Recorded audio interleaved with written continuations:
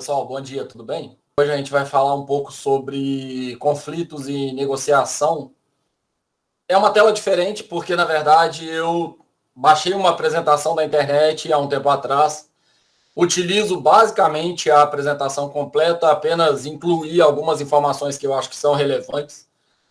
Mas, na verdade, eu me baseio nessa apresentação, nesse material, para discutir alguns aspectos que eu considero que são interessantes e que são relevantes, tá? Então, se por acaso vocês encontrarem esse mesmo material em um vídeo ou em uma apresentação, eu inclusive procurei por esse material, não achei, em vídeo, tá? Encontrei apenas o PowerPoint. Certamente vocês vão identificar diferenças em relação ao que eu vou explicar, que eu vou discutir a partir de agora com vocês, e ao que é discutido pela empresa, pela universidade. Tudo bem?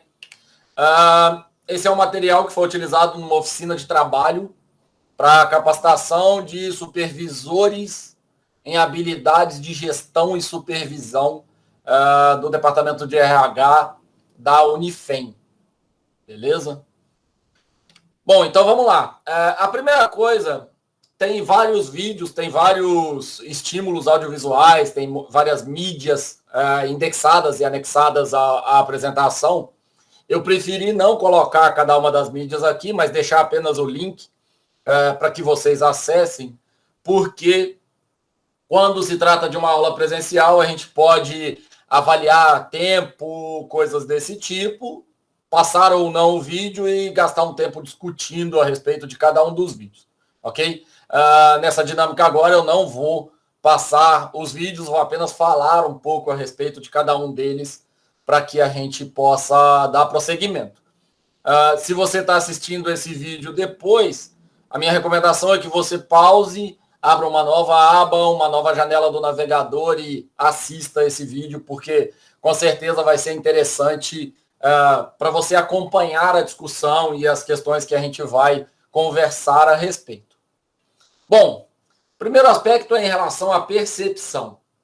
Qualquer tipo de relação humana, ela vai precisar levar em conta a percepção, que é a maneira como cada um de nós interpreta determinada situação e, a partir disso, se relaciona com o grupo e com o mundo. Afinal de contas, a gente sabe que não existe a relação direta entre o que você fala, a intenção que você tem ao falar, e o que a outra pessoa ouve e o que ela interpreta. A intenção do emissor com a interpretação do receptor, elas, em geral, são um ponto crucial para a nossa discussão que a gente está começando agora. Então, a percepção ela é importante. Você... ter muito claro de que perceber a situação adequadamente é importante para caramba e é fundamental. Alguns fatores que vão influenciar diretamente da percepção: experiências vividas, assimilação de informações, projeção de carreira, projeção de família, projeção como que você tem expectativa do futuro. Qual é a sua situação interior nessa última semana, nesse último dia, como é que isso funciona? Qual é a sua expectativa em relação à conversa, à discussão, ao cenário que está posto na sua frente? Qual é a sua influência no grupo? E qual é o seu carisma, grau de carisma e grau de preconceito? Claro, a gente está falando de uma sociedade culturalmente preconceituosa, ok? Então, por mais que as pessoas trabalhem dia após dia para melhorar essa questão de preconceito, essa é uma variável, essa é uma característica que precisa ser levada em consideração quando a gente está falando de relação de pessoas. Alguns exemplos. Qual dos dois círculos é maior?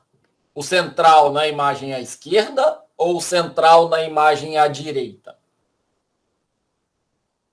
Normalmente, as pessoas vão olhar para essa imagem e vão responder com muita certeza de que o maior círculo é o central do lado esquerdo. quando na verdade os dois ciclos têm exatamente o mesmo tamanho. O que faz com que você tenha uma percepção do central ser maior ou menor é exatamente a relação com os vizinhos, com a borda, com aqueles que estão à sua volta. Quando você olha menores em volta, a sua percepção te trai e ela vai indicar para você que o objeto central é maior, quando na verdade ele não é. Maior em relação à outra imagem. Quando a borda, quando a periferia é maior, você vai ter a impressão de que esse objeto do meio é menor. Então, tome cuidado com as características da sua percepção. A gente está falando do seu sistema cognitivo, porque ele vai gerar interferência. Aqui, quantas cores você vê? Quando a gente faz uma dinâmica utilizando essa imagem, em geral as pessoas enxergam de 3 a 4 cores. Às vezes 4 cores. Branco, verde, rosa, um verde mais escuro, e podem chegar a 5 cores, que é um rosa mais escuro. Quando, na verdade, existem 3 cores.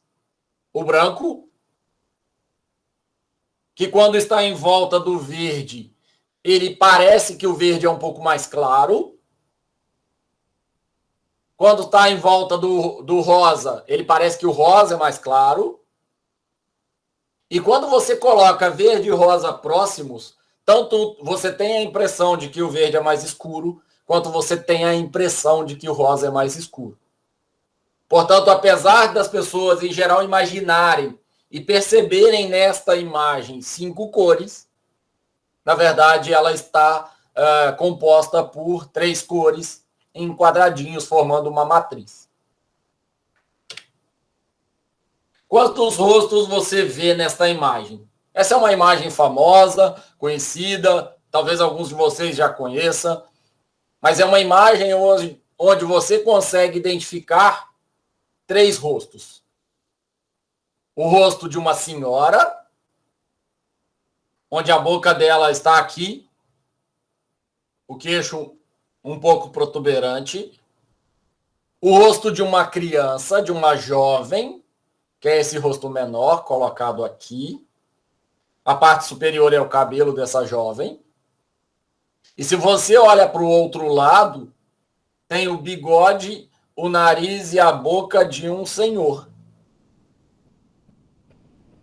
Portanto, são 3 faces que podem ser vistas nessa imagem.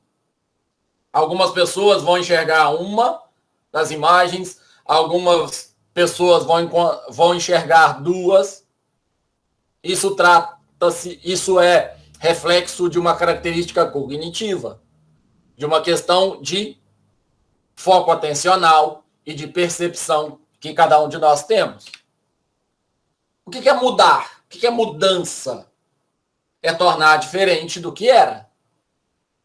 E aí está uma grande questão que a gente precisa discutir antes de chegar no aspecto de conflito, negociação, relação entre pares, relações entre pessoas. Um processo de mudança, ele acontece em 2 eixos, fundamentalmente. Um eixo do grau de dificuldade, um eixo do tempo.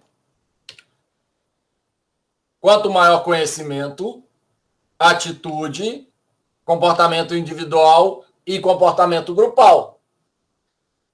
A busca do conhecimento é algo com um grau de dificuldade mais baixo, que afinal de contas pode ser individual, pode ser pessoal. A mudança de atitude, ela é uma mudança um pouco mais difícil, leva um pouco mais de tempo. A mudança de comportamento individual, ela também é difícil, também leva um pouco mais de tempo do que mudar apenas uma atitude. Agora, uma mudança de comportamento grupal de uma equipe, de uma empresa, faz total diferença.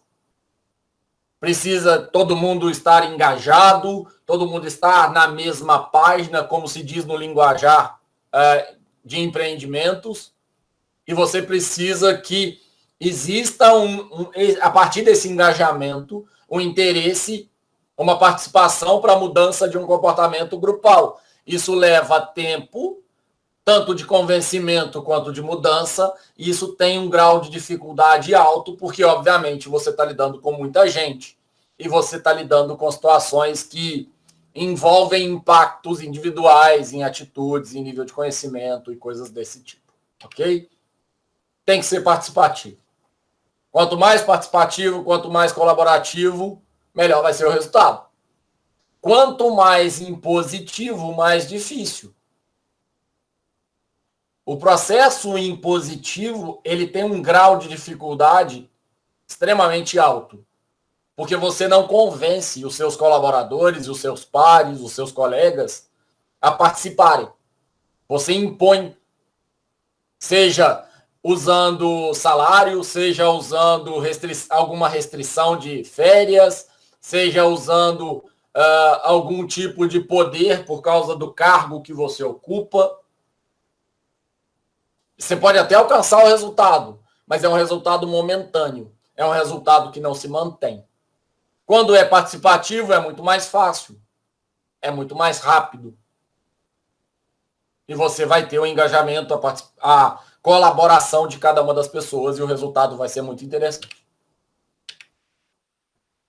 No meio entre participação e imposição está a motivação. Quanto mais você impõe uma necessidade, uma obrigatoriedade, menos motivação e engajamento as pessoas vão ter para te ajudar e para conseguir alcançar o que é necessário. Quanto mais elas participam e colaboram da tomada de decisão, mais elas ficam motivadas, assumindo uma frase que muita gente usa de vestir a camisa da empresa. O vestir a camisa da empresa é estar engajado na mesma linha de raciocínio, na mesma direção, no mesmo caminho que a empresa necessita. Algumas habilidades são necessárias para gestão e para supervisão. Eu gosto de chamar de gestor a qualquer pessoa que tenha alguma função administrativa, porque a gente vai identificar a palavra diretor, supervisor, gerente, gerente de projeto, por exemplo, né, na área de software, e várias outras formas que vão ser utilizadas para definir alguém que tem um nível hierárquico mais alto e, portanto, um nível de responsabilidade mais alto. E essa pessoa vai ter que responder por uma equipe, por algumas pessoas abaixo dela ou por muitas pessoas abaixo dela. Nem por isso precisa ser uma pessoa mais impositiva, mais troncuda, mais rígida, mas ela tem certas responsabilidades e ela precisa dar conta dessas responsabilidades. Quais são as habilidades necessárias, então, para que essa pessoa consiga atuar e conseguir o engajamento dos pares, né? Conseguir que os colegas trabalhem e colaborem naquilo que ela espera. Aqui eles colocaram alguns que eu concordo plenamente, que são comunicação. Então, o gestor ele precisa ter uma habilidade de comunicação no sentido de alinhar o assunto que está sendo conversado. Alinhar significa garantir que a outra pessoa entendeu, ou garantir o máximo possível, né? Que a outra pessoa entendeu o que você gostaria, o que você precisa que ela entenda para que a empresa e a equipe caminhem no sentido melhor possível. Além disso, relacionamento interpessoal, isso é fundamental para você, enquanto gestor, saber com quem você pode contar, com quem você pode chamar para colaborar numa situação de imprevisto, numa situação de dificuldade, numa situação de necessidade da empresa, necessidade sua pessoal, necessidade de um outro colaborador. Depois, negociação, porque, afinal de contas, quando eu peço um sacrifício ou um ajuste de alguém, eu preciso negociar com essa pessoa, e esse gestor ele precisa saber não apenas participar de negociações, mas também mediar negociações, entendendo que é ele que dá a palavra final, é ele que decide, mas não é ele quem impõe a palavra final e impõe o caminho e o resultado. Ele pode determinar muito claramente onde ele quer que a empresa chegue, onde ele precisa que a equipe chegue, mas ele precisa ouvir todo mundo para identificar opiniões, posicionamentos, caminhos possíveis e tentar alcançar. E retroalimentação, feedback. Feedback é um ponto que a gente precisa tomar muito cuidado, e eu vou falar a respeito principalmente da área de educação, porque, mas isso se aplica a qualquer outra área, tá? Porque o que acontece é o seguinte: o professor dentro de uma sala de aula, ele considera que está recebendo feedback ou que está gerando oportunidades de feedback quando ele pergunta para a turma de aluno dele se a turma entendeu. E vocês estão acostumados a presenciarem essa situação, onde, na verdade, o resultado é nenhuma intervenção ou raramente algum comentário, e a retroalimentação, o feedback necessário acaba não acontecendo. Existem diversos outros meios, outras formas de chegar ao feedback, e uma das formas é, por exemplo, conversar com os alunos no corredor. Conversar com um ou outro aluno durante a aula ou em momentos onde os alunos estão desenvolvendo trabalhos, para que aí sim você tenha um feedback mais adequado, mais direcionado, mais rápido, do que você esperar uma avaliação para ter um baixo desempenho nessa avaliação e você se incomodar por causa do baixo desempenho e ter que traçar caminhos a partir desse baixo desempenho. O professor é um gestor de sala de aula. No caso do gestor de escola, diretor de escola, por exemplo, ele vai precisar de feedback. Ele precisa de todas essas habilidades. E como que ele vai alcançar essas habilidades? Conversando com os professores, seja no momento da reunião de professores, seja no momento de reunião de pais, seja no momento de reunião na secretaria municipal ou na secretaria regional, na superintendência regional, mas ele precisa do feedback. E ele precisa do engajamento, ele precisa entender o posicionamento de cada um dentro da equipe dele, para que ele consiga conjuntamente encontrar caminhos melhores. Para isso, ele vai procurar em momentos que ele considere ser momentos mais oportunos. Se para conseguir a opinião do professor A é melhor eu convidá-lo para almoçar, ou me organizar para almoçar junto com alguns professores no mesmo restaurante ou na mesma cantina, perfeito, faça isso. Se é melhor procurar no horário do intervalo, perfeito, faça isso. Antes da aula, também. Tem momento específico que você consegue se aproximar de cada uma das pessoas. Cabe ao gestor identificar os melhores momentos para conseguir ter as opiniões, para conseguir conversar adequadamente com cada uma das pessoas. Comunicação, muita gente acha que a comunicação se restringe a uma comunicação verbal, mas isso não é verdade.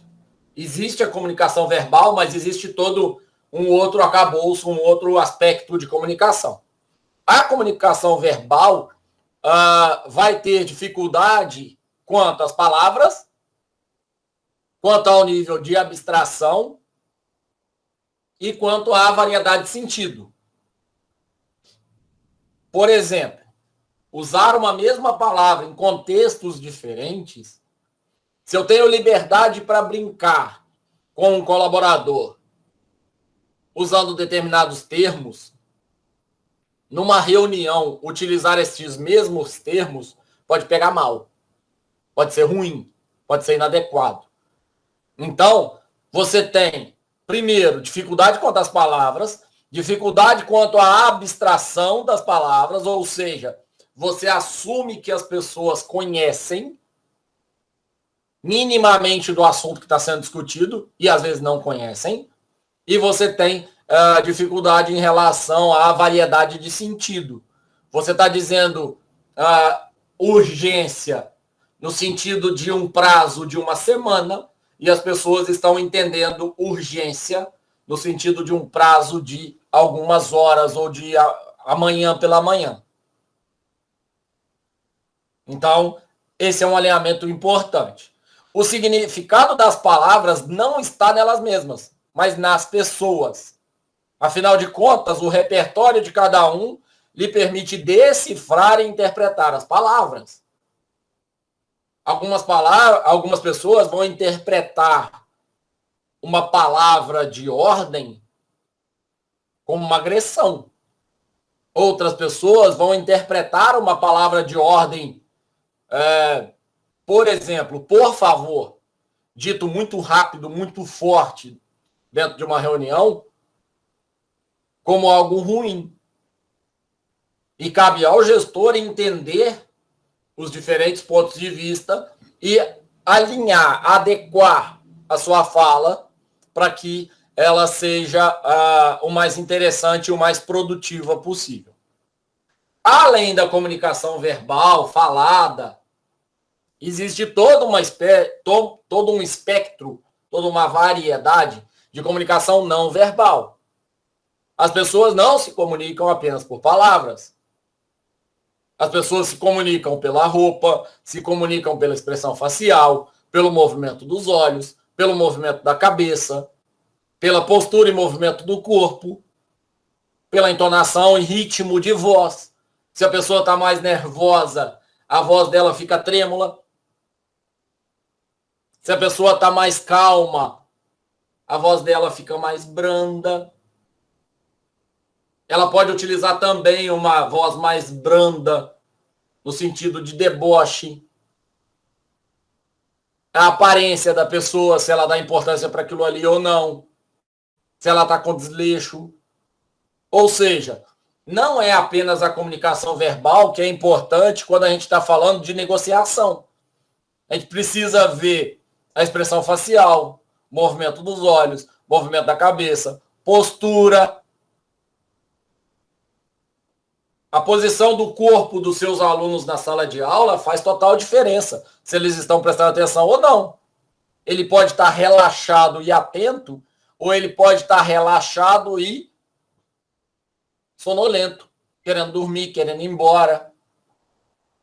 A posição do corpo dele, o enrijecimento muscular do corpo dele, coluna, perna, posicionamento de pernas, pés, pode te indicar alguma intenção não verbal, que às vezes até o próprio indivíduo não percebe, porque é natural para ele.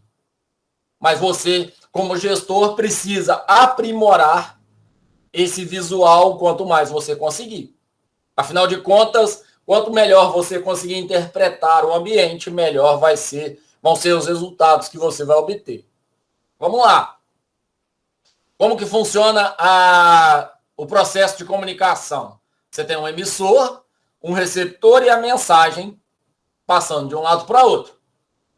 Tem um trabalho de 1970 que fala sobre ruído.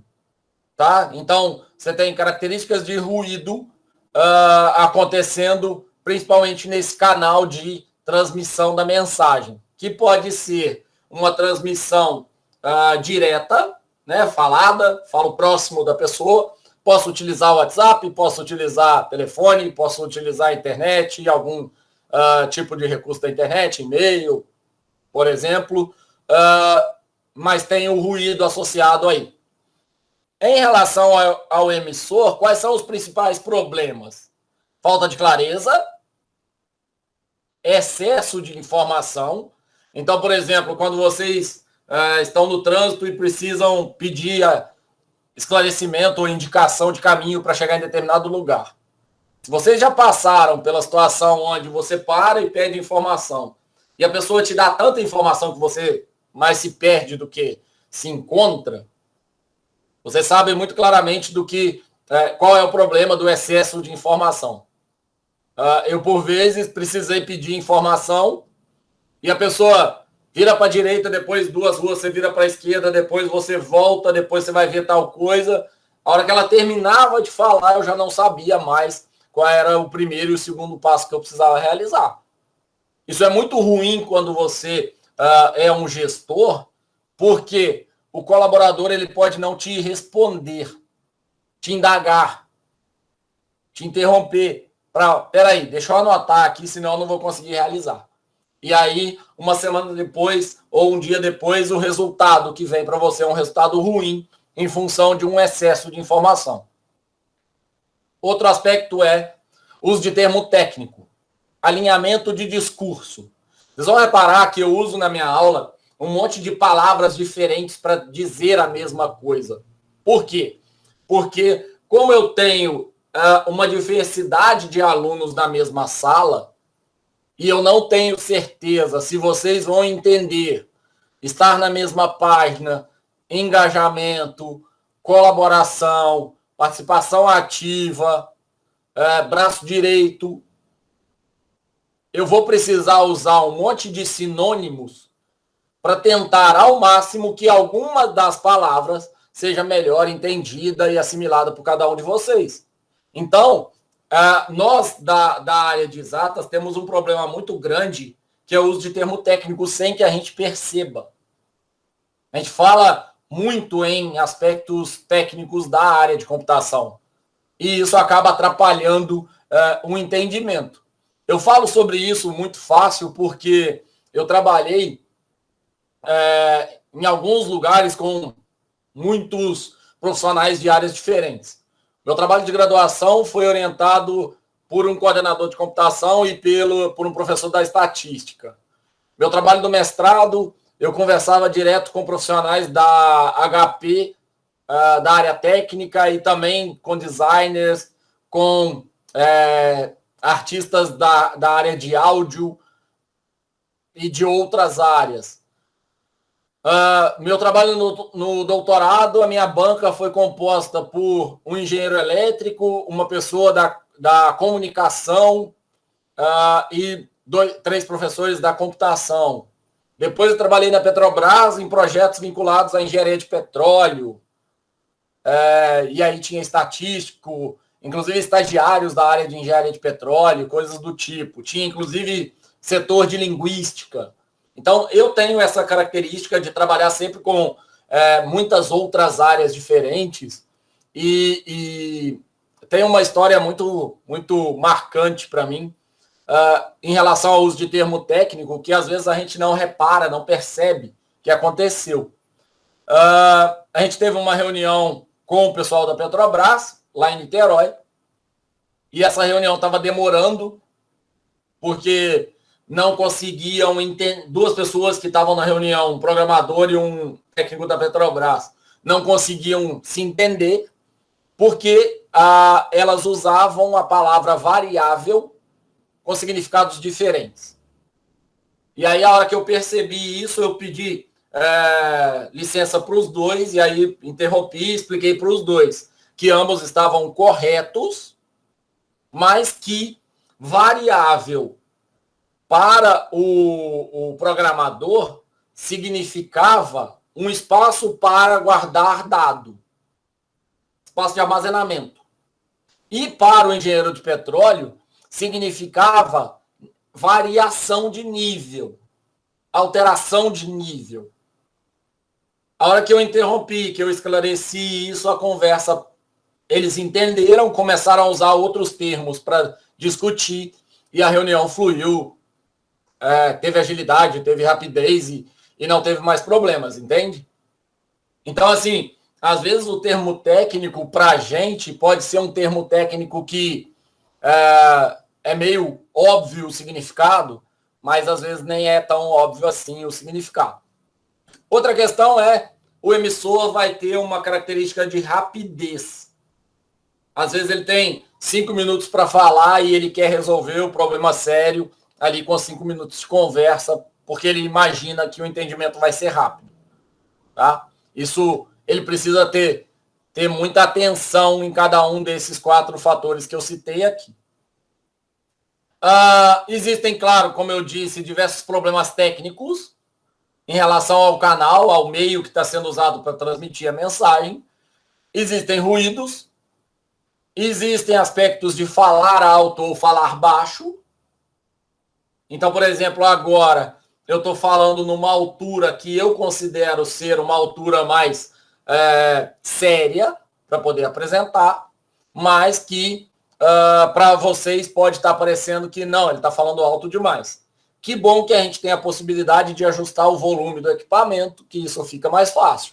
Quando é uma relação presencial, a leitura da expressão corporal da plateia, do público ou do interlocutor, faz com que você consiga ajustar o seu tom de voz para poder não parecer ser algo que você não gostaria. Então, por exemplo, falar muito alto em uma sala de aula, você precisa começar a falar, olhar em volta para ver se as pessoas estão incomodadas, dá para perceber isso no ambiente, e aí você ajusta seu tom de voz, vai baixando o jeito de falar e coisas assim.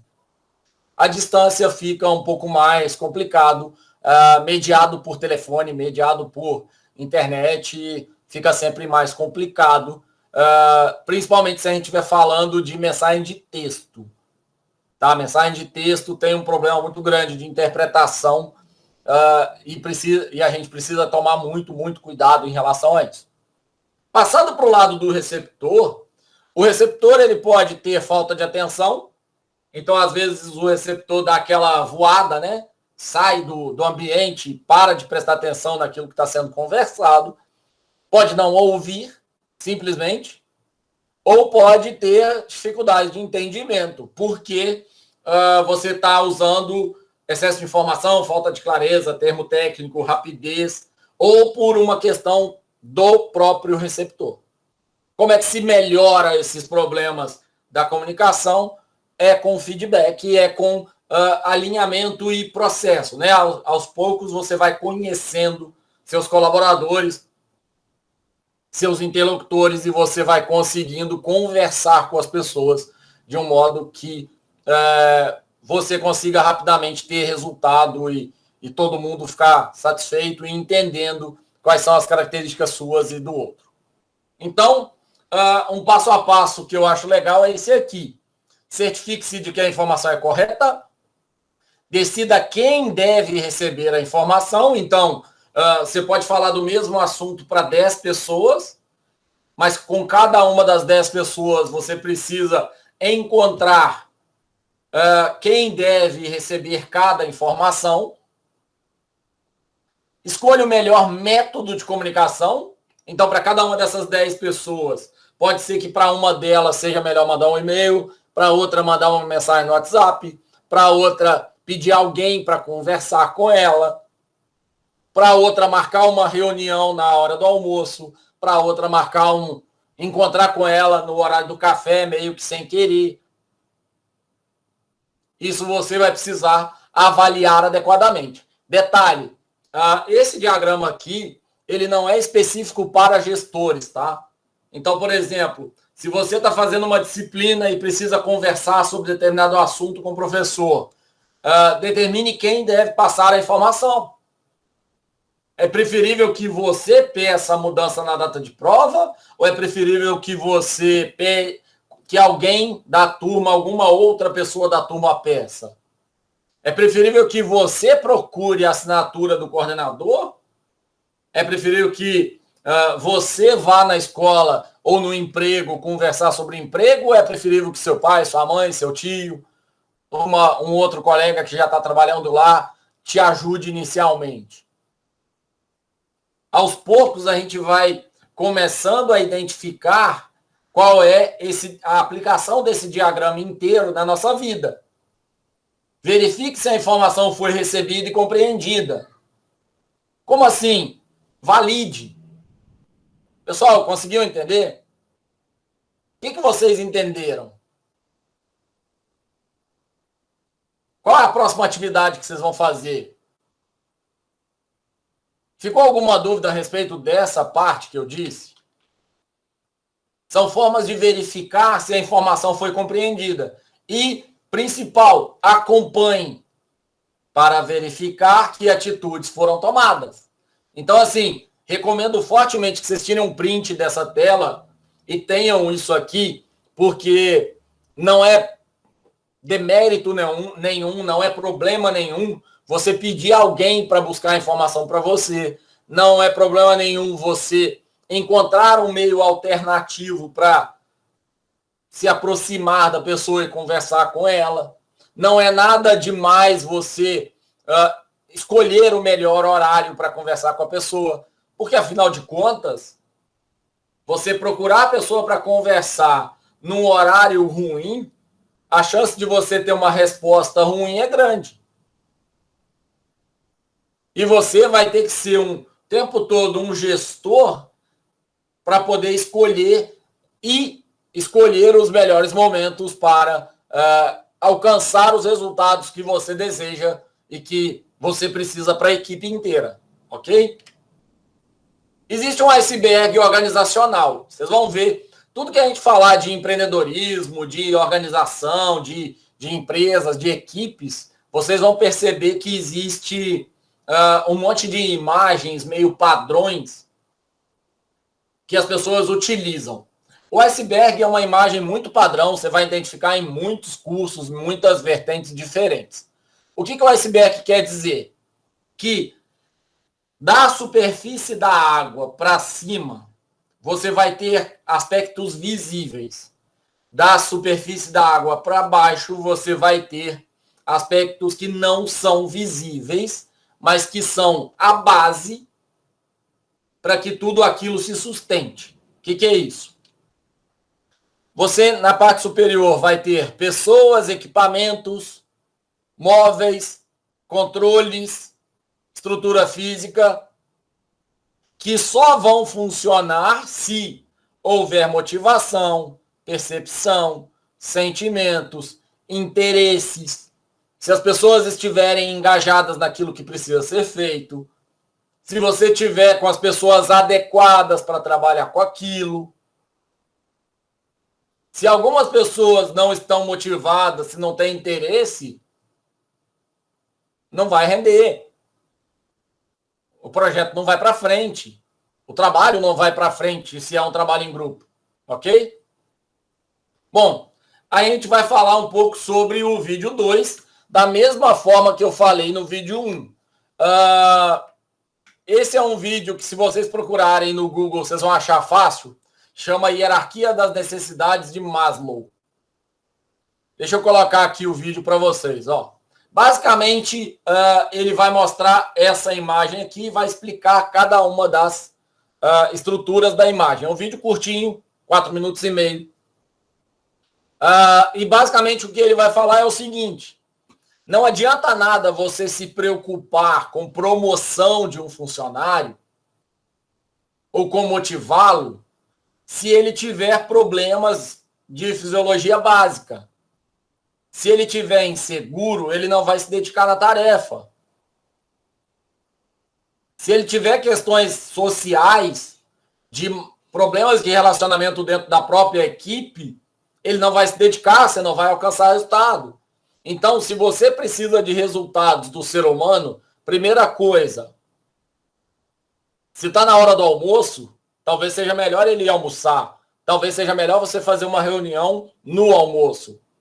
Se ele está inseguro em relação à permanência dele na equipe, talvez seja melhor você primeiro dar segurança para ele, até o final do projeto, talvez, para depois você cobrar alguma decisão importante. Talvez seja melhor você contratar o professor para o semestre todo, que aí você tem o semestre inteiro para conversar com ele a respeito das decisões. Talvez seja melhor você contratar um colaborador por ano para trabalhar o ano todo.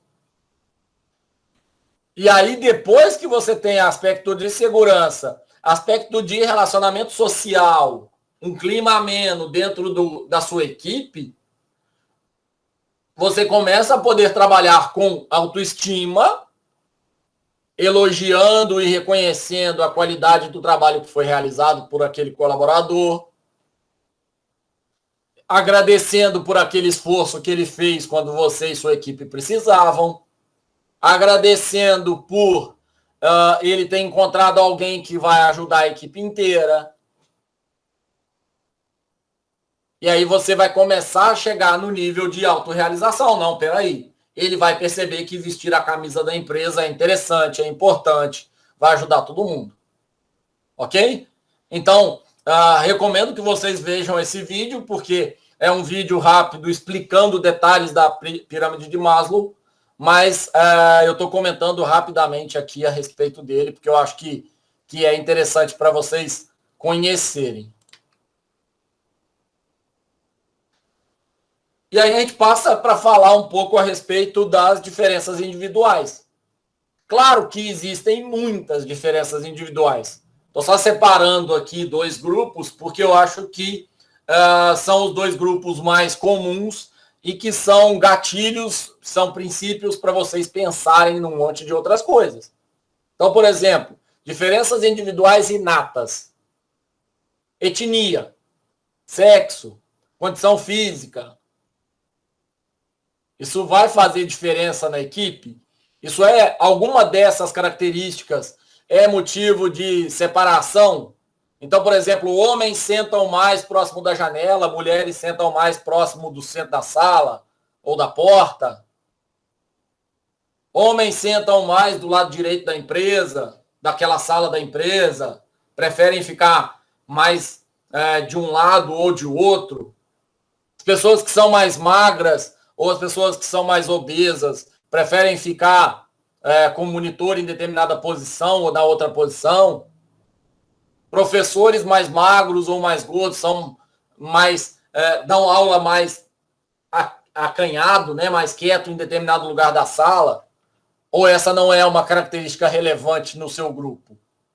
Não estou dizendo que essas são características importantes. Estou dizendo nessa apresentação de hoje a quantidade de informações que você consegue através de características que podem ser importantes para você e para o seu contexto.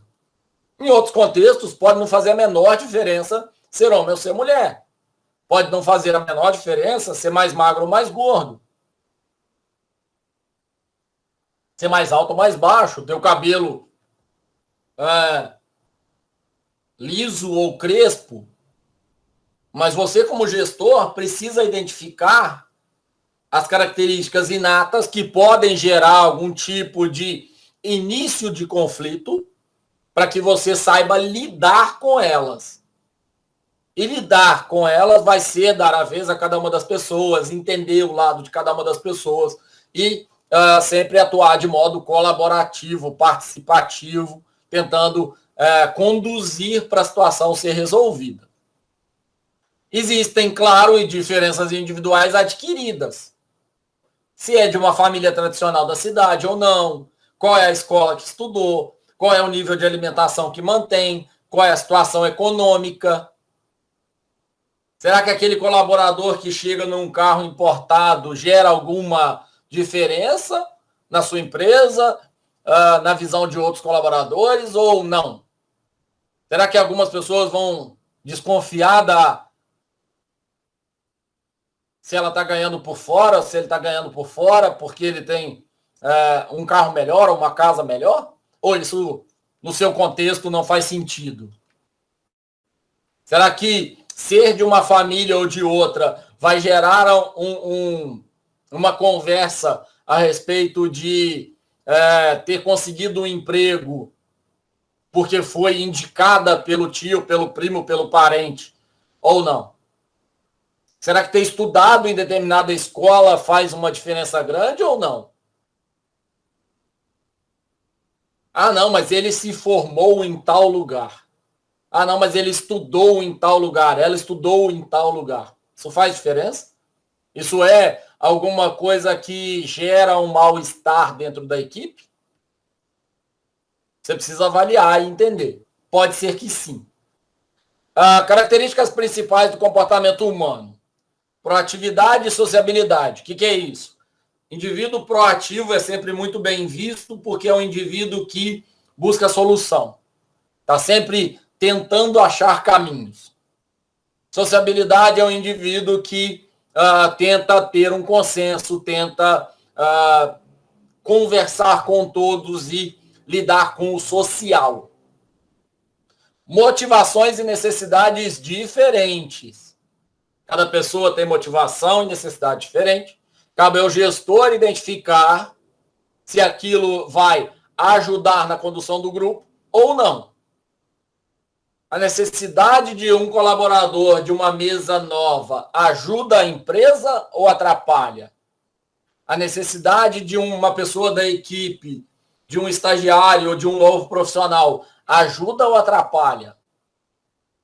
Qual é a motivação para aquela discussão? A capacidade de percepção e avaliação. Isso é fundamental. Você precisa ir processualmente, ou seja, à medida que o tempo passa, melhorando a sua percepção e o seu nível de avaliação. Quanto mais você consegue avaliar sem usar instrumentos externos, porque quando você aplica uma avaliação do tipo prova, você está condicionando o colaborador ou o aluno de que ele está num momento de avaliação.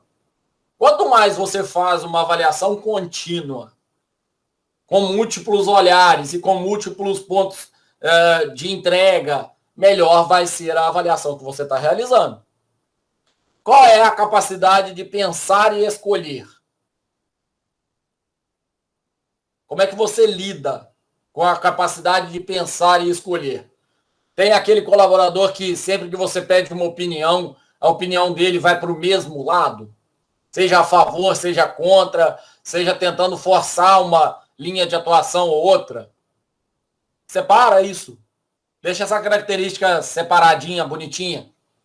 Tanto aquele colaborador que vai sempre contra qualquer novidade, quanto aquele colaborador que, para tudo que se diz, não, queria investimento nessa linha de trabalho, quanto para aquele colaborador que tem um outro ponto de vista, mas é muito, já sei, sempre vai pedir para esse lado. Separa. Ele pode estar muito certo, ele pode te ajudar muito num próximo passo, mas ele pode ser muito previsível. E aí é bom que você entenda claramente qual é a motivação desta previsibilidade dele. Qual é a capacidade limitada de resposta?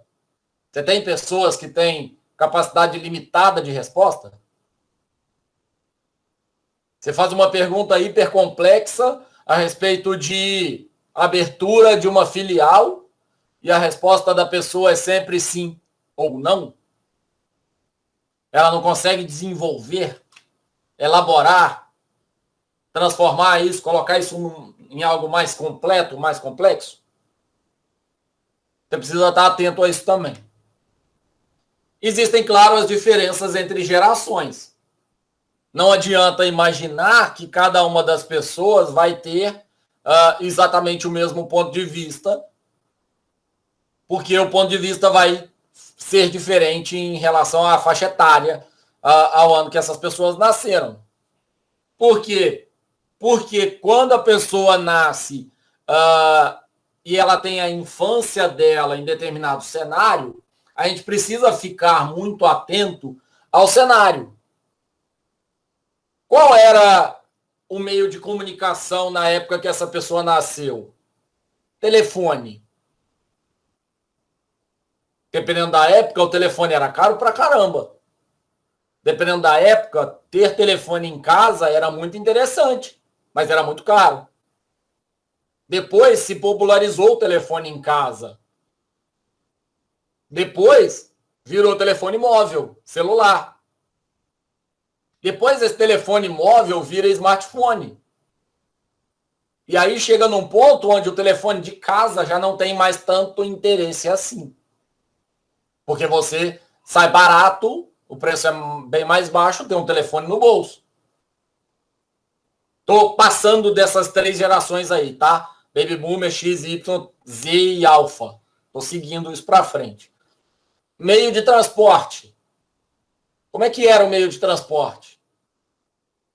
tração animal, raramente algum veículo automotor, depois começam a ter veículos, até que você tem uma realidade mais atualmente, onde as pessoas têm cada vez mais veículos e um problema muito sério de carros com 5 lugares andando com uma pessoa, e aí você tem uma popularização de transporte, tipo Uber, e você tem não mais a compra do carro, mas agora a contratação do Uber para cada uma das viagens e transportes que você precisa fazer. Percebem como isso muda completamente ao longo do tempo? Como que era acesso a informações? Antes, muito pouca gente tinha televisão. Depois você começa a ter televisores com caixa de madeira, tela curva, troca de canal era num botão de crack, redondo, botão redondo de crack, antena muito ruim para pegar. Aos poucos essa imagem melhora, deixa de ser preto e branca, passa a ficar uma imagem bem melhor, colorida, o preço do aparelho baixa muito, e até que chega mais atualmente, onde a pessoa contrata o canal de TV que ela quer via stream. A gente está caminhando, inclusive, para isso. Canais de TV por stream.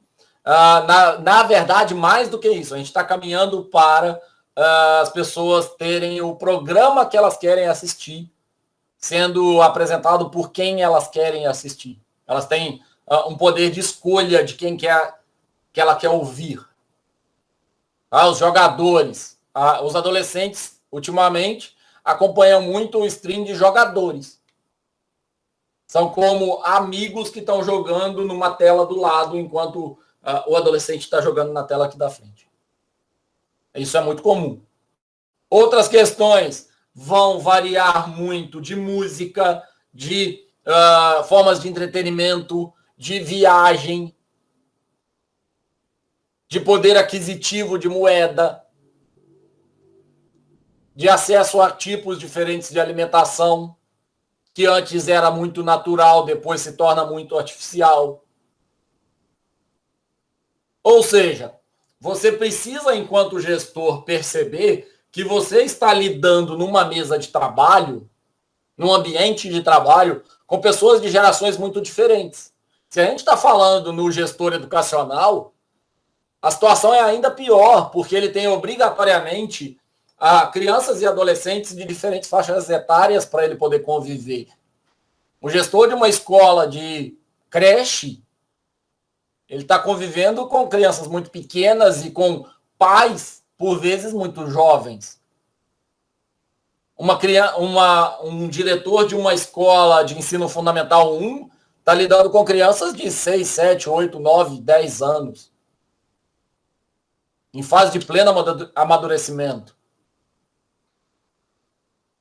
Um diretor de uma escola de ensino médio que está lidando com adolescente, ele precisa entender as necessidades do público dele, ele precisa adaptar a forma dele de conversar, inclusive, com os alunos, para ele poder alcançar, ter feedback das informações. É aquilo que eu falei. Você precisa do feedback, não importa se você entra na sala, tranca a porta e tenta receber o feedback, ou se você encontra com um aluno no corredor e conversa com ele. Você precisa do feedback. E é papel do gestor encontrar a melhor forma de alcançar esse feedback, esse retorno, essa opinião do público dele, para que ele tome melhores decisões. As melhores decisões são baseadas em maior quantidade de informação. Quanto mais conhecimento o gestor tem, mais melhores decisões ele toma. Bom, os baby boomers são a geração pós-Primeira Guerra e a geração na época da ditadura militar aqui no Brasil. Isso aqui é só uma outra imagem para mostrar para vocês a respeito.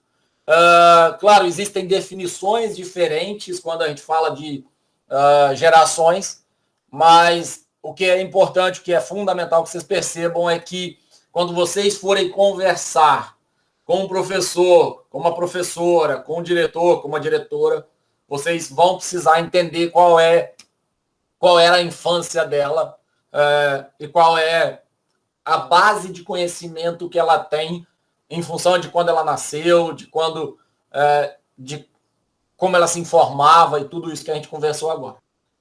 E aqui é um outro vídeo. Se vocês buscarem no Google, no YouTube por esse título, vocês vão encontrar fácil. É um vídeo rápido também sobre diferenças de valores e culturas entre gerações.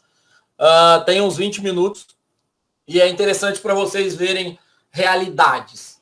Tá? Então, basicamente é 2, 3 minutos em cada uma das realidades, onde você consegue perceber claramente como é que era a infância do gestor, a infância do professor, a infância do aluno, a sua infância, e como é que a gente é obrigado a trabalhar num conglomerado de pessoas de vivências muito diferentes, de pensamentos muito diferentes e tentando colaborar e convergir para o mesmo lugar.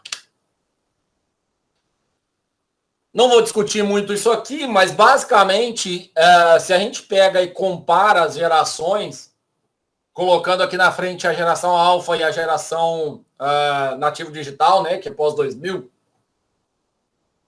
a gente vai ter uma relação com autoridades diferente, tá? Onde, claro, você vai ter momentos de desafiar a autoridade, depois onde a pessoa não se deixa impressionar pela autoridade, onde a pessoa respeita a autoridade que demonstrar competência, e isso vai mudando de geração para geração, ok? Então, esse quadro aqui é mais para mostrar para vocês que não é uma questão de faixa etária, é uma questão de fotografia do mundo e tipo de realidade que as pessoas percebem e como é que essas pessoas agem. Então, por exemplo, estilo de trabalho, Baby Boomer quebra a regra, geração X muda a regra, geração Y tem um estilo de trabalho mais fluido, mais contínuo, Baby Boomer evita conflito, geração X busca a solução de conflitos por meio de diálogo,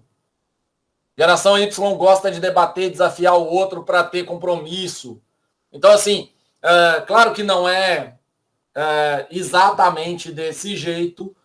Você pode encontrar uma pessoa muito mais flexível, mesmo sendo Baby Boomer, bem mais rígida, sendo geração Y ou Alpha, mas é importante que você tenha essa noção de faixa etária para que você entenda cada vez melhor o público. E, óbvio, como eu já disse mais de uma vez, é processual, é entender, é se acostumar com as pessoas, é conviver com as pessoas, ok? Aqui são outras gerações, só para falar com vocês o seguinte. Eu estou falando da geração alfa e dos nativos digitais, mas vocês vão encontrar gerações com denominação, com nome diferente. Isso é importante vocês perceberem, porque esses nomes eles são cunhados na literatura. A gente vai utilizando esses nomes. Então, claro, geração Baby Boomer, X e Y e Z são gerações que já passaram, então já tem-se uma consolidação, uma determinação de conceito e de linha que o pessoal vai seguir. Mas as gerações mais novas, a gente ainda está em processo delas e por isso não tem exatamente um nome. As gerações próximas do ano 2000, vocês vão identificar como geração alfa e geração de nativos digitais, ok?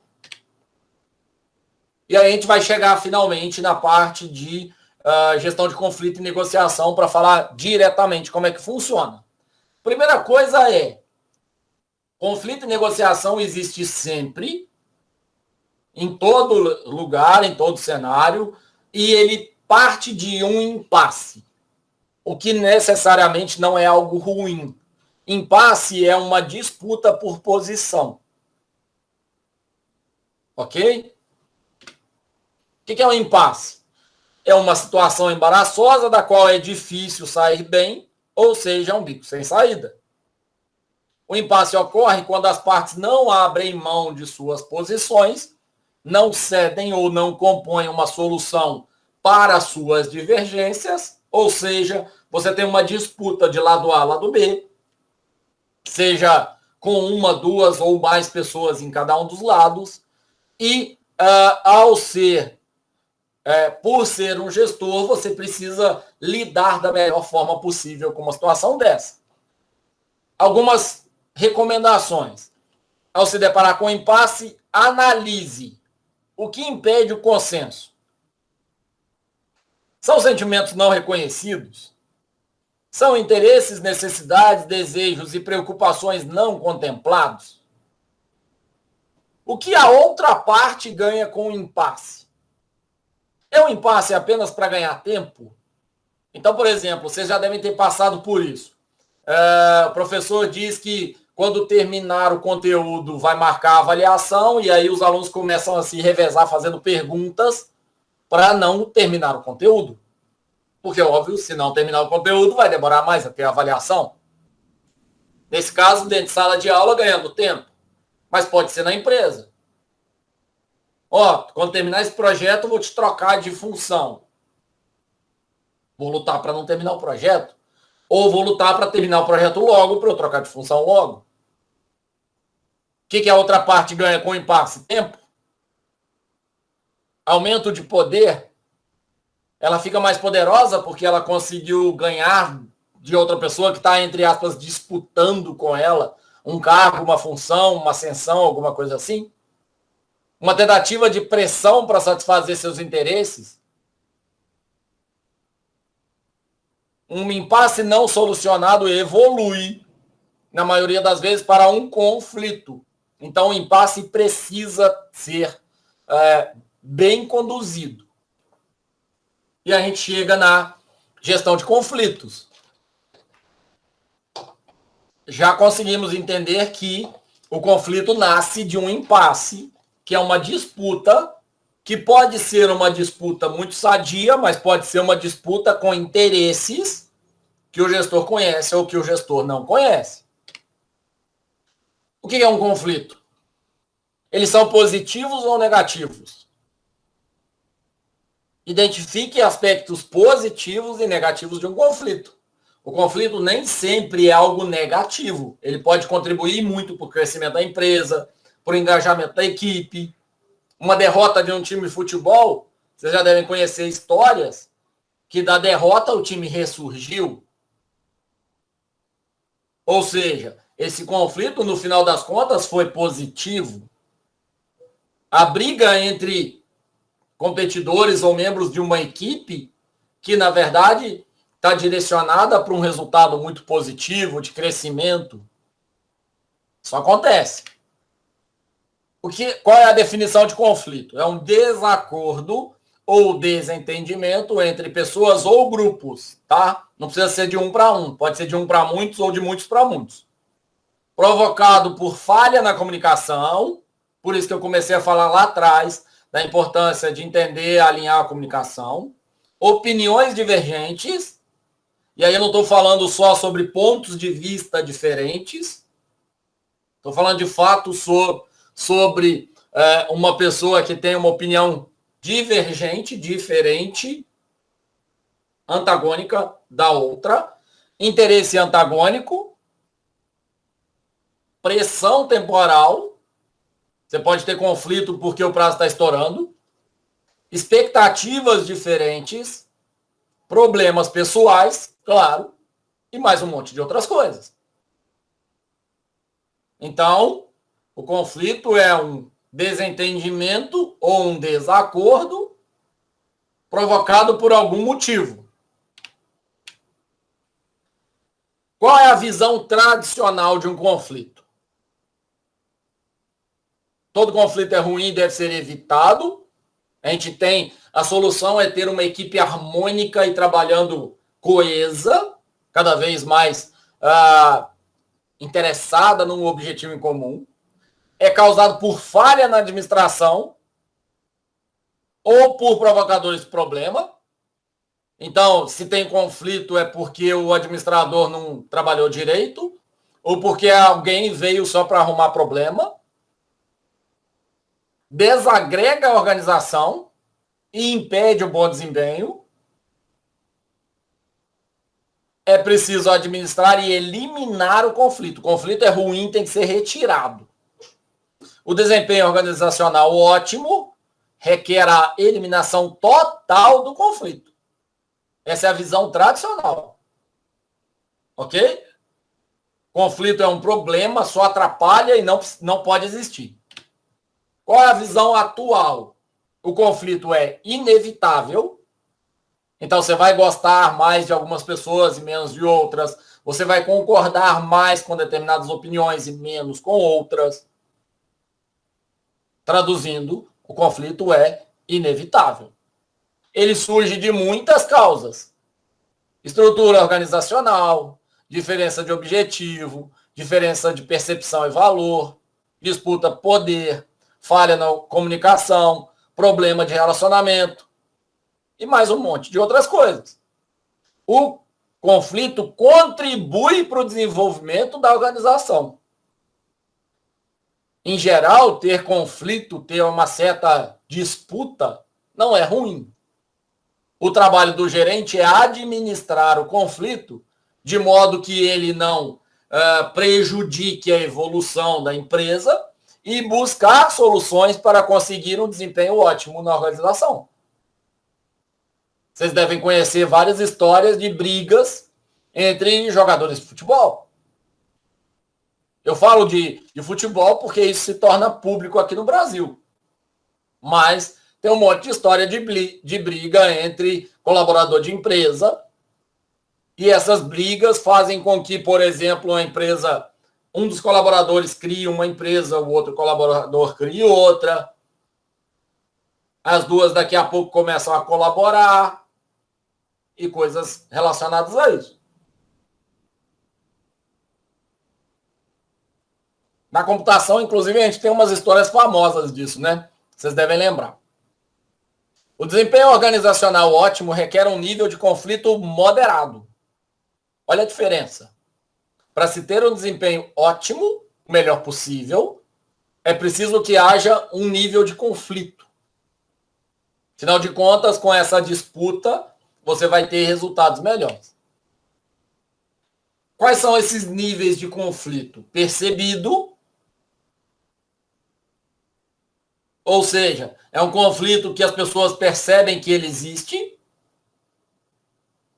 Experienciado, ele é velado ou dissimulado. Você tem certa existência do conflito, mas ele não gera nada externo, não atrapalha uma reunião, atrapalha um processo, porque as pessoas conseguem manter ele velado, mais debaixo dos panos, né? Menos aberto. E o conflito manifesto. É o conflito aberto, expresso, manifestado pelo comportamento, que é a interferência ativa ou passiva por pelo menos uma das partes. Então, você pode não gostar da pessoa e deixar isso sem abrir para ninguém. Você pode, toda a equipe, saber que duas pessoas não se gostam ou que disputam, alguma coisa assim, isso ser algo que é velado, e você pode ter algo simplesmente aberto mesmo. Não gosto, vou contra de propósito e pronto. Alguns tipos de conflito de tarefa relacionado ao conteúdo e aos objetivos de trabalho, ao processo, representando a maneira como o trabalho é realizado. Ou seja, você pode ter conflito entre duas pessoas por não quererem realizar aquela tarefa. Você também pode ter conflito entre duas pessoas porque elas não querem realizar aquele processo, aquele modo de realizar a tarefa. E você pode ter conflitos de relacionamento. Envolve relações interpessoais mesmo, tá? Qualquer coisa. Pode ser coisa relacionada à família, pode ser coisa de relacionamento pessoal externo em outra instituição, pode ser relacionamento amoroso, pode ser um monte de outros tipos de relacionamento. Eu já falei com vocês que eu dei aula no Paraná para uma turma que tinha duas meninas que namoravam o mesmo cara. E elas descobriram isso dentro da sala, deu um problema danado dentro da sala. Não na minha aula, mas deu um problema danado. Ok? E claro, você tem que fazer de alguma forma a gestão de conflito e dar aula e lidar com aquele ambiente. Como é que eu descobri isso? Eu sempre tive facilidade para identificar a distribuição dos alunos na sala. Em determinado dia eu percebi que os alunos estavam em posições diferentes. E aí eu conversei com um dos alunos para saber o que tinha acontecido e ele me contou o que houve. Um esquema para a gente tentar simplificar e organizar, né, tudo que a gente conversou até agora. Quais são as causas de conflito nas organizações? Falta de visão do sistema, do ambiente como um todo. Problemas na estrutura organizacional. Resistência a mudanças, isso aqui é muito comum. Disputa de prestígio ou poder. Deficiência de liderança e supervisão. Imaturidade profissional. Inabilidade de relacionamento interpessoal. Omissão dos gerentes na administração dos conflitos. E isso aqui é um jeito da gente conseguir ver melhor. Claro, tem coisas que são mais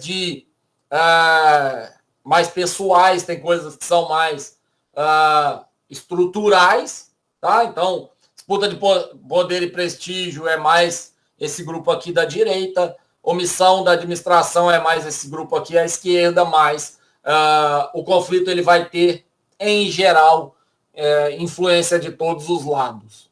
Beleza? Como é que se forma um conflito? Aqui um exemplo de 5 estágios. Você tem condições antecedentes, anteriores, que favorecem a ocorrência. O conflito é percebido. Comportamento de conflito, que pode ser deixar de fazer algo ou fazer algo. Então, omissão ou ação. Resolução e o fim do episódio. E resultados construtivos ou positivos, como encadeamento, né? Desencadeamento, coisas que vão acontecer depois, ok? Então, esse aqui é o cenário ideal, mas, claro, como eu disse, a gente pode parar em alguns desses estágios aqui, tá? Tanto no estágio 1, quanto no 2, quanto no 3, quanto no 4, quanto no 5. O ideal para as organizações é se chegar ao 5 e, por isso, aquela visão atual de que o conflito é algo positivo, porque o conflito, claro, gera uma mexida no ambiente, gera uma sacudida, uma saculejada no ambiente, mas, de fato, ele contribui para resultado positivo e construtivo. Quais são os resultados interessantes e positivos desses conflitos? Ele estimula o interesse e a curiosidade, aumenta a coesão, então o pessoal percebe que ao debater, discutir, isso não é ruim, então acaba saindo mais forte, aumenta a motivação, porque agora a opinião de todo mundo vale, desperta a atenção para problemas, então identificou um problema, vai, fala, discute, apresenta que isso vai ser discutido, vai ser colocado à mesa, testa e reduz diferenças de poder, porque afinal de contas tudo fica um pouco mais fluido. Mas fluido no sentido de todo mundo ouvir todo mundo, mas claro, responsabilidade e tomar de decisão tem sempre a hierarquia sendo necessária. Alguns resultados destrutivos do conflito: frustração, hostilidade e ansiedade. Pressão para a conformidade. Então, as pessoas acabam tendo que aceitar o resultado do conflito, isso é ruim. Provoca dispersão de energia, gasto de energia sem necessidade. Gasto de energia sem necessidade no sentido de ser um gasto de energia que não é para produzir, para evoluir a empresa, para conseguir pensar melhores aulas, para conseguir melhores desempenhos de todo mundo. Então, gera um desperdício de energia. Produz ação de bloqueio e recusa em cooperar. Então, você vai ter pessoa que, já que não consegui o resultado que eu queria, então agora também não vou vou só continuar dando minha aula do jeito que eu dou minha aula, ou vou só continuar trabalhando do jeito que eu trabalho e pronto. Não vou ficar me matando por uma empresa que não me valoriza. Tá? Esse é o tipo de ponto de vista e gera distorção perceptiva. Voltamos lá atrás, quando eu falei da importância, lá no primeiro slide, importância da percepção. A percepção é humana e individual. E aí cada pessoa vai olhar para aquele conflito e vai perceber esse conflito de modos muito diferentes. E essas distorções perceptivas vão ser resultados ruins, porque aí você vai ter comentários do tipo, favoreceu fulano, só fez isso por causa de ciclano, só fez isso por causa do prazo, ou do produto, ou do cliente, ou daquele aluno, ou daquela família, ou daquele colaborador que é mais importante, coisas desse tipo. Como é que você administra? Procure soluções e não culpados. Pare de olhar para as pessoas. Olhe para as pessoas como colaboradores e pessoas que estão tentando caminhar no mesmo sentido. Coloque-se no lugar do outro. E aí no lugar dos dois. Tá? Dos dois grupos ou das duas pessoas. Entenda qual é o problema. E aí entenda qual é realmente o problema. Porque pode ter uma discussão que acontece em função de uma tomada de decisão da empresa ou daquele colegiado, mas o problema real mesmo é outro. Como eu disse, pode ser motivação pessoal, pode ser algum relacionamento interpessoal ruim. Quem que está envolvido? Está sempre envolvido? Está sempre envolvido quando é esse tipo de problema? O que aconteceu? Desde quando isso vem acontecendo? Tenta voltar no tempo, tenta identificar desde quando isso vem. Por que aconteceu o conflito? Ele podia ter sido evitado? Como que ele podia ter sido evitado? E ao fazer essas perguntas aqui, você consegue projetar melhor a situação que desencadeou o problema, o conflito, para que na próxima reunião você minimize o conflito, para que na próxima decisão importante, similar, você minimize o conflito e aspectos relacionados a esse crescimento contínuo da equipe toda.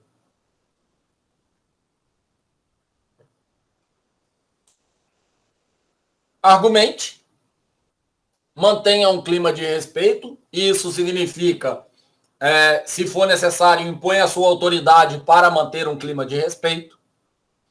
Evite ironia, sarcasmo ou agressividade, porque, afinal de contas, a gente está falando aqui de um gestor. E é o gestor que tem que manter esse clima. Eu já falei sobre isso. O gestor ele vai estabelecer o limite mínimo que ele aceita. Se ele aceita ironia, daqui a pouco descamba, vai para o lado ruim. Fique atento à comunicação não verbal. Quanto você entende de comunicação não verbal? Quanto você procura as pessoas antes e depois para tentar administrar melhor o conflito? Procure esclarecer o que não entendeu. Não tenta inferir ou entender sem que as pessoas te expliquem. Procure esclarecer, converse com cada uma das pessoas e busque soluções.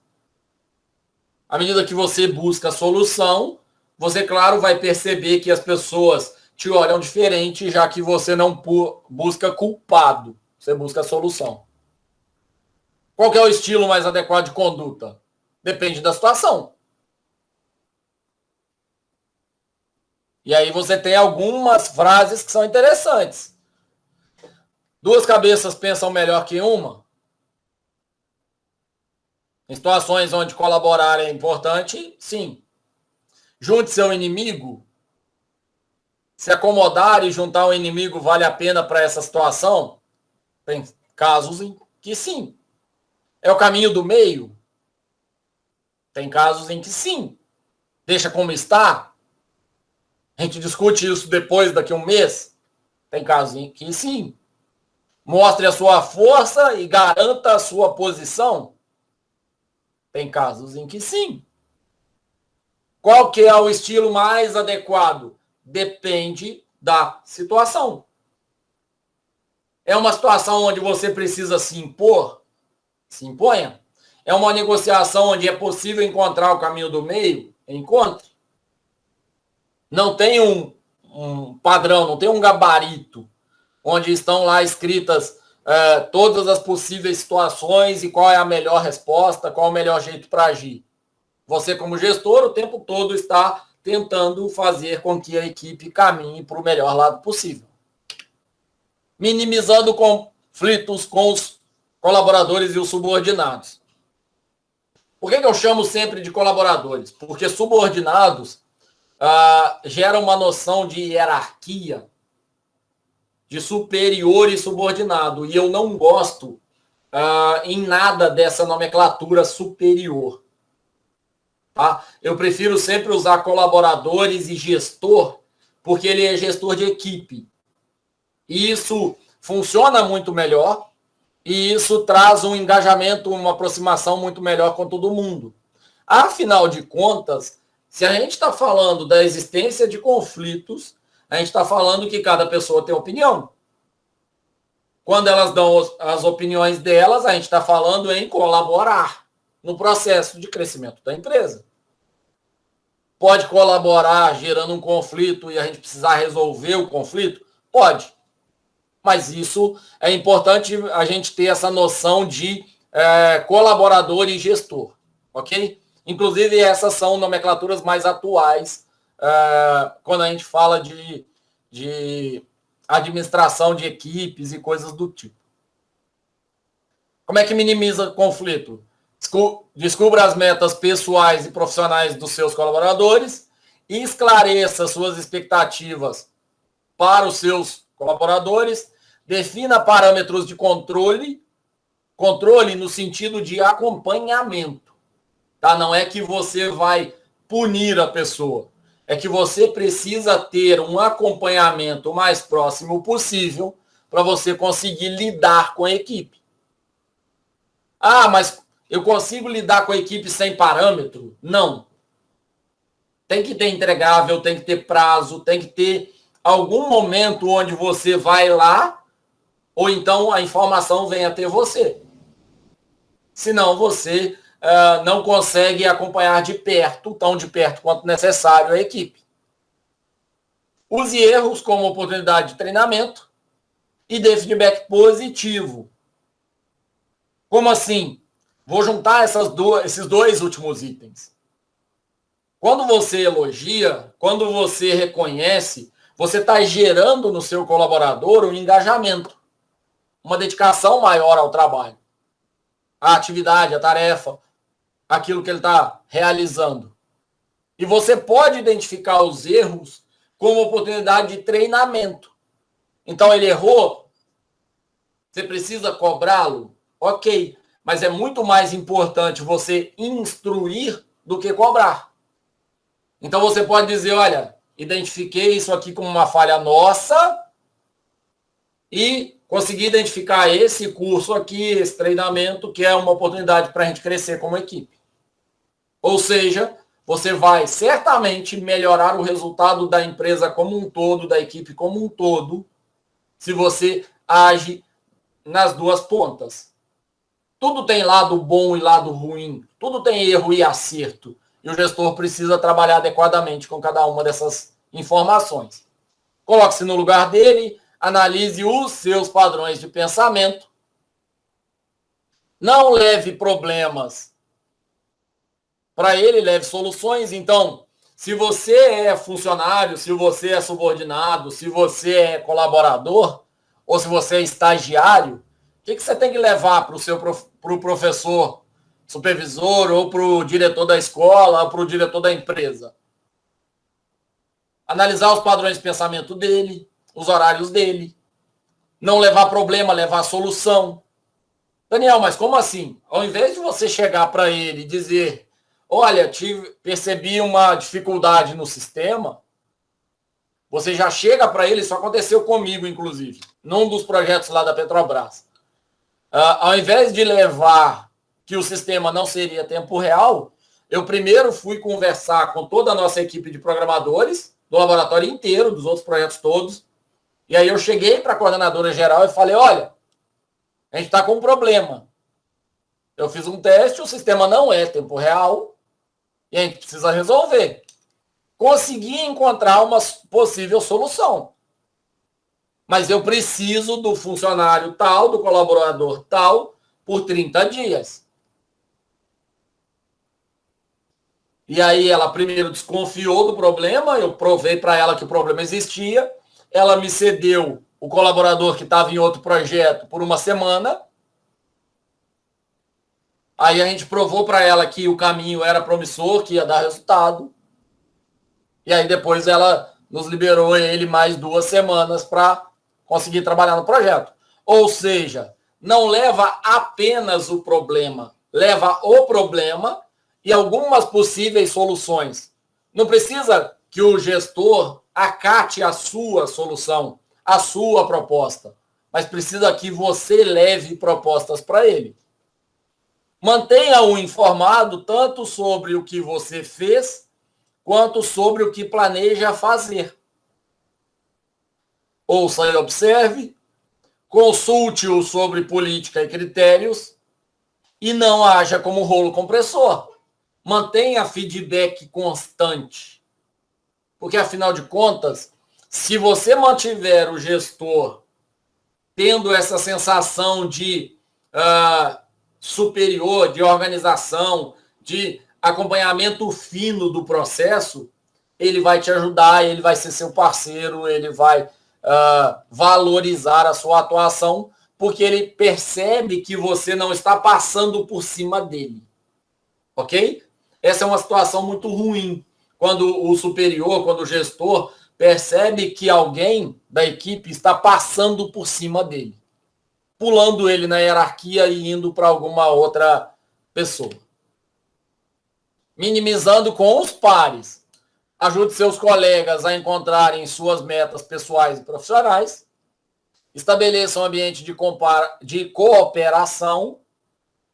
Quando precisar de ajuda, avise antecipadamente. Então, isso é muito comum em ambiente educacional. O professor precisa faltar.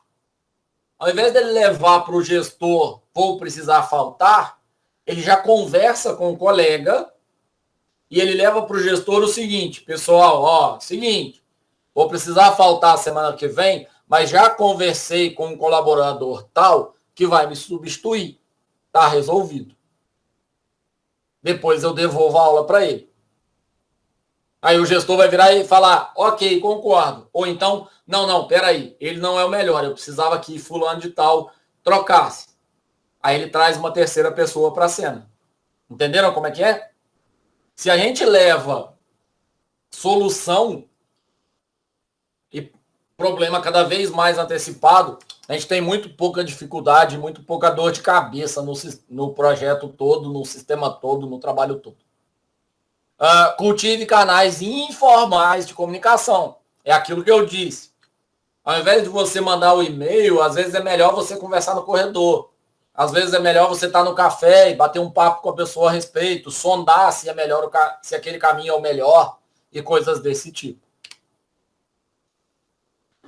E a gente vai chegar a gente está caminhando para o final, que é isso aqui, dinâmica de estilos. Você vai ter 5 estilos comparando cooperação com assertividade. A pessoa que não coopera e não é assertiva, ela vai evadir. Será uma pessoa de evasão. A pessoa que coopera muito, mas que não é assertiva, ela acomoda. A pessoa que não coopera, mas é muito assertiva, ela compete com todo mundo. E o que a gente espera? A gente espera colaboração. O que é isso? É uma pessoa que coopera muito, coopera com todo mundo, mas que é assertivo, que tem opinião, que tem posição. Então, ela vai colaborar, ela vai dar o que ela pode fornecer e ela vai receber o que a equipe puder colaborar com ela. poder ajudá-la, cooperar com ela, ok? Partes da negociação: preparação e planejamento, definição de regras básicas, esclarecimentos e justificativas, barganha e solução de problemas e conclusão e implementação. Dar e receber feedback. Como é que a gente recebe feedback nessa negociação? Então, tem um conflito? Qual é o melhor caminho para solucionar o conflito? Negociar, conversar, discutir. Para isso é preciso ouvir atentamente. Verifique se o que pediu foi de fato compreendido. Mostre respeito às opiniões e ideias dos subordinados. Analise as palavras e o contexto do que é dito pelo subordinado. Leia nas entrelinhas. Faça uma revisão sumarizada dos principais pontos do diálogo. Fiquem atentos a esse último tópico, que é o seguinte: faça uma revisão sumarizada dos principais pontos do diálogo. Ponha esse costume, tá? Se você teve uma aula, faz uma revisão da aula anotando tópicos. Se você esteve numa reunião, anote tópicos. Tenha sempre a anotação das reuniões que você participa, porque isso com certeza vai te ajudar muito em qualquer cargo que você tiver. Obstáculo a superar: o avaliador que devaneia, ou seja, que vai para o mundo da lua, que escapa, o avaliador que desliga, que tem momentos onde ele simplesmente não presta atenção em nada, o avaliador que disfarça, o avaliador detalhista e o avaliador preconceituoso. Empatia no lugar de simpatia. O que é isso? Empatia é a capacidade de se colocar no lugar do outro. Como é que a gente faz isso? Compreendendo e respeitando os sentimentos do avaliado, permanecendo neutro com uma atitude não depreciativa, mantendo a porta aberta ao diálogo para proceder às intervenções julgadas como oportuna. Conversar, compreender e respeitar e permanecer neutro. Não é o momento ainda de você se posicionar. Ainda está na fase de negociação. Então você traz a parte A e a parte B e as duas partes precisam buscar um consenso. Depois você vai interferir.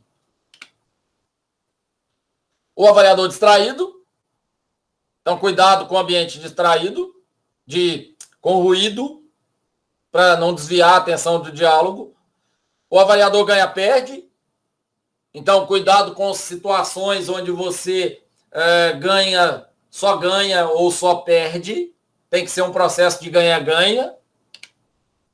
E aí tem esse vídeo que eu recomendo vocês verem, que é o último vídeo da aula de hoje, desse conteúdo de hoje. Chama a Janela de Johari. Vocês vão conseguir rapidamente entender como é que ele funciona. É um vídeo bem curtinho, vale muito a pena assistir. Uma revisão rápida para a gente finalizar. Para todo tipo de processo de mudança, você vai ter um grau de dificuldade, um tempo associado. Você precisa convergir cada vez mais participativo para que você tenha resultados cada vez melhores. Isso precisa envolver conhecimento, atitude, comportamento individual e grupal. Ser impositivo vai fazer com que você tenha resultados, em geral, ruins a médio prazo. Tá? Você pode ter um resultado bom no curto prazo, mas a médio prazo esse resultado de imposição ele é ruim, porque você não tem uma equipe com engajamento, com poder de palavra, com iniciativa de dar opinião, de buscar solução e coisas do tipo. Você precisa trabalhar muito com motivação, e motivação não é você ficar incentivando as pessoas, é você dar voz ao longo do tempo para as pessoas, para que elas se sintam parte do processo todo. Então, certifique-se de que a informação é correta, decida quem deve receber a informação, escolha o melhor método de comunicação e o melhor meio, determine quem deve passar a informação, às vezes, e em geral, não é você que tem que passar a informação, porque afinal de contas você está em busca do resultado, e em geral você vai pedir a alguém para passar essa informação e o resultado vai ser melhor. Verifique se a informação foi recebida e compreendida, acompanhe para verificar que atitudes foram tomadas e tenha um processo contínuo de acompanhamento, de obtenção de feedback, porque isso é importante. Lembre-se da diferença das gerações. Afinal de contas, você está num ambiente que está lidando com pessoas que vieram de famílias diferentes, de realidades diferentes, que estão em momentos diferentes. Entenda que o conflito é multicausas, tem causas pessoais e de disputa de prestígio e poder, tem causas administrativas e gerenciais. O conflito ele tem um processo de formação, você precisa identificar em qual estágio o conflito está e tentar alcançar o próximo estágio desse conflito para que você tenha resultados construtivos e positivos para a administração como um todo. E você deve tentar cada vez mais colaboração, que é a junção entre cooperação e assertividade. Quanto mais assertivo, quanto mais direcionado ao resultado, quanto mais cooperativo, melhor vai ser a sua equipe, melhor vai ser o trabalho que você realiza. Em casos de conflito, realize negociações e entenda como funciona o processo de negociação, que vai desde uma preparação e planejamento, a definição de regras básicas, esclarecimentos e justificativas, barganha, negociação e solução de problema, e a conclusão e implementação da solução que foi identificada ali. Tenha sempre retroalimentação e faça uma leitura maior do que apenas a leitura verbal. Não escute apenas as pessoas, mas leia as pessoas, leia o ambiente, entenda o ambiente. Isso, tudo que eu disse são processos de evolução contínua, de atuação participativa, colaborativa, que vai gerando cada vez mais resultados interessantes. Ok? Bom, e basicamente o que a gente estava falando hoje? Conflitos e negociação. Traduzindo, a gente precisa se preocupar em dar voz ao máximo de pessoas possível. A gente precisa se preocupar que o conflito ele não é necessariamente ruim. E a gente precisa ter objetivos claros, ter meios de acompanhamento claros e antever as situações o máximo que for possível, porque afinal de contas, se a gente antever a situação, a gente já consegue evitar determinados caminhos e determinados conflitos. Nem sempre o conflito é bom, às vezes ele é ruim, às vezes ele gera um impacto negativo de perda de tempo, às vezes ele gera um impacto negativo de falta de engajamento de partes da equipe, e a gente precisa lidar muito claramente com isso à medida que o tempo vai passando e a gente vai evoluindo, ok? Não se esqueçam de ver os vídeos, eles são interessantes para complementar a explicação e eu acho que é legal vocês assistirem, ok? Ótimo dia, muito obrigado por terem acompanhado até aqui e um abraço.